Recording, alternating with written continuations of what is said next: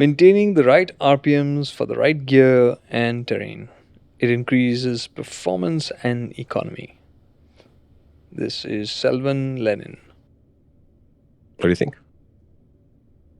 Don't drive like an uncle. Ride like an uncle. Full stop. Are you stereotyping uncles? You know, You remember you're talking to a 50-year-old here. not that kind of 50-year-old as far as I know. This is, if more 50-year-olds were like this, I think we'd have a different problem on our hands. Too much brap on the roads. This is what I remember, like when I was in college. So my friend, so we went with his family for a holiday. We drove down to the coast, Konkan coast, and his mama had, and imagine back then, he just got a Honda City 1.5 liter, the IV Tech in that blue shade with that wing at the rear. It was gorgeous. The kind of cars that Honda should have been making today also. Yeah. Oh, yes, such a great with point. emotion. So that car was there, and we were a convoy of cars. We were like some 2-3 cars, and I think the kids had been stuffed into one Sumo and all of that, and there was one Baleno or something like that. So we were all going, and we were just drooling at that car, and both me and my friend were just like, look at that, he's short shifting. What is he doing? I mean, he's in a city, he's making an overtake. Why is he short shifting through that? You go gear down, make it quick, make it clean, get it done, right? Yeah. So I think that's how I interpret it. For the right environment, for the right needs of the moment. I mean, you could take it as terrain or whatever. Use the RPMs, use the right gears, even the gears. Like people get stuck in one gear and just like khich lenge. No, and I think there's another side to this. A lot of comments also talked about, should you be redlining engines, for example? And there were a few questions in there. We're not going to questions this time because we're focused on the advice. But a lot of people have asked this question. Should you redline your motorcycle? Yeah. Should you? I do. You should, yeah. That's what it's for. You paid for the redline also. Right? Okay, think about it like this. If you paid, let's say, 1 lakh rupees for a 125cc motorcycle, you paid for 0 RPM, you paid for 100 RPM, 200 RPM, all the way out to 8,500 RPM, which is where the red line is. You paid for all of those RPMs. They all exist for a reason, and they all do a job or the other. As a Marwadi, I feel compelled to go out and rev the heck out of my bike again now. Yeah, the only part on a bike that you've paid for and maybe you don't want to use is the horn. And okay, in an emergency, in a particular situation, yes, you should beep your horn. But think about it like this. The low revs have a job to do. The mid revs have a job to do. The high revs have a job to do. The gears have a job to do. What you should be learning to do is operate all of those things when they're required, when they are the best tool for the job. That's how a good rider and a good driver should work. This is responsive to terrain. This is responsive to requirement. And as he says, it has economy implications and performance implications.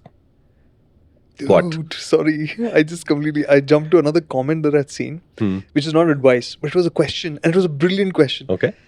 Is there a difference between a rash driver and a bad driver? A bad driver, I think, is a superset. A rash driver is a subset in the bad driver set. And that's exactly it. The people who think, I'm not going to stress my engine out. I'm going to do this, whatever, at this pace only.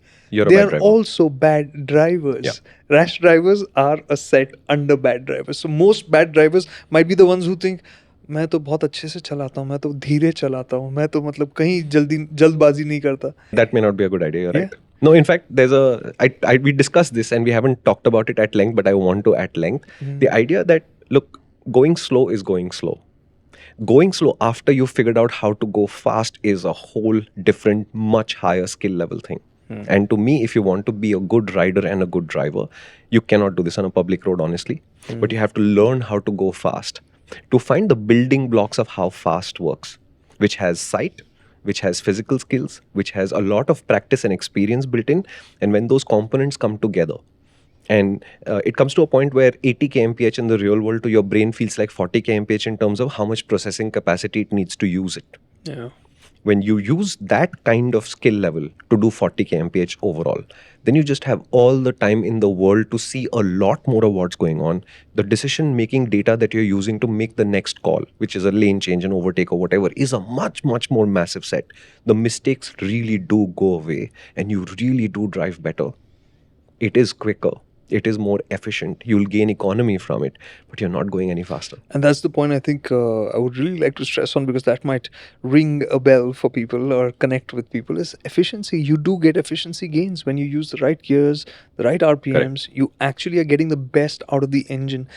Let me tell you this. When you're at, let's say, in a gear, sitting at really low RPMs, and when you want to pick up pace, what does it do? It basically rolls your eyes at you.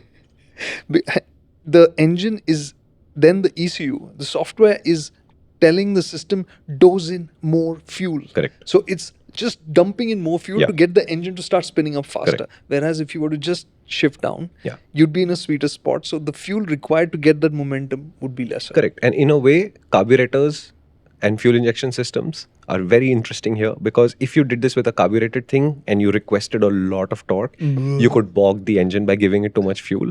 And why you don't feel the need to change a gear down is because the fuel injection system takes care of the fact that you just made a mistake. How many of you recognize this sound? We are sure that you're over 30.